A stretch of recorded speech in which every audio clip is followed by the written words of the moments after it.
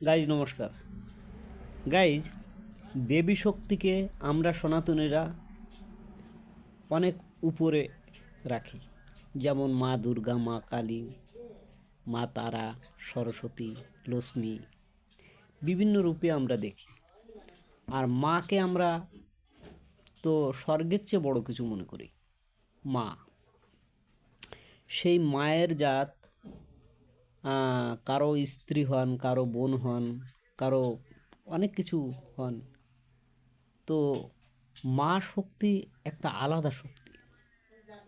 এই শক্তির মাঝে লুকিয়ে থাকে অনেক কিছু, অনেক কিছু বিরাজমান থাকে। মা শব্দটা একটা, কিন্তু এর মাহাত্ম্য অনেক। তো এরই মাঝে কিছু নারী আছে যারা মায়ের মর্ম বোঝে না। মা কালী, মা দুর্গা, মা চণ্ডী কি, এটা কিন্তু অনেক মহিলা বোঝে না, অনেক মেয়েরা বোঝে না। আসলে তাদেরও বোঝা উচিত যে আমরাও কারো সন্তান, আমরা কারো স্ত্রী, আমরা কারো বোন। সেইভাবে পরকে কষ্ট দেওয়ার চেয়ে সাম্যতার সঙ্গে যদি চলা যায়, সেটা হয় মায়ের মতো একটা আচরণ। যে মহিলা শুধু নিজের স্বার্থ বোঝে, স্বামীর টাকা পয়সা, তারপরে হাতা খুন্তি দাও কুড়োল নিয়ে চলে যায়, সে তো আসলে কোনো নারী শক্তি হতে পারে না। সে হচ্ছে একটা শয়তানের রূপ।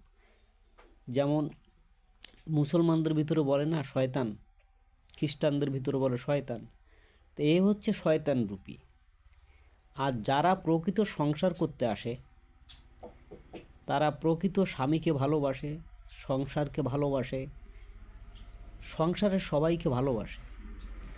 আর যারা দেখে যে না, স্বামীর প্রপার্টি আগে নিতে হবে,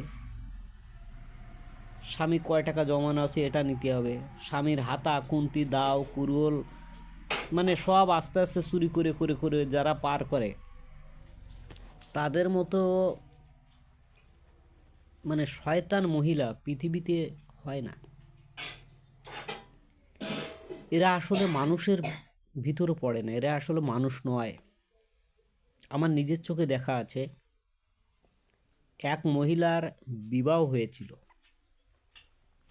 বিবাহ হলে উনি সেই স্বামীর সংসার ছেড়ে ভাইয়ের সংসারে আসলেন, যে না আমি স্বামীর সংসার করব না, স্বামী ভালো না, তো আমি ভাইকে দেখবো, ভাইকে করব। সেই মহিলা ছিলেন এডুকেটেড পারসন।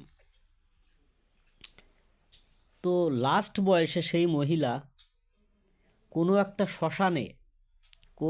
শ্মশানে তার জায়গা হয়, মানে ভাই ভাতিজি কেউ দেখেনি, লাথি মেরে তাড়িয়ে দিয়েছিল। যাদের মানুষ করেছিল, যাদের দেখেছিল, তারা লাথি মেরে তাড়িয়ে দিয়েছিল। তো কোনো একটা শ্মশানে সে মহিলার জায়গা হয়। আর মানুষের কাছে চেয়ে চিনতে যা পেত তাই খেত।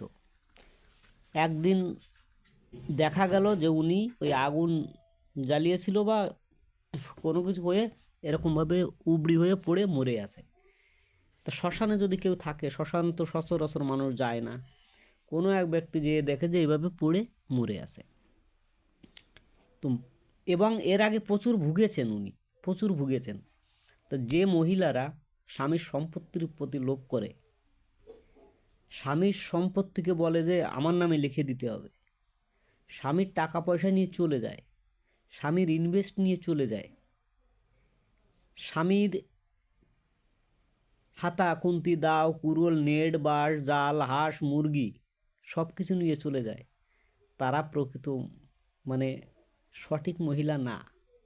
ওই মহিলার ওই শ্মশানে পড়ে যাওয়া মহিলার মতো অবস্থা একদিন হবে।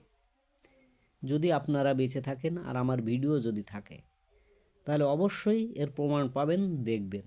ঠিক আছে, সবাই ভালো থাকবেন, সুন্দর থাকবেন, সুস্থ থাকবেন।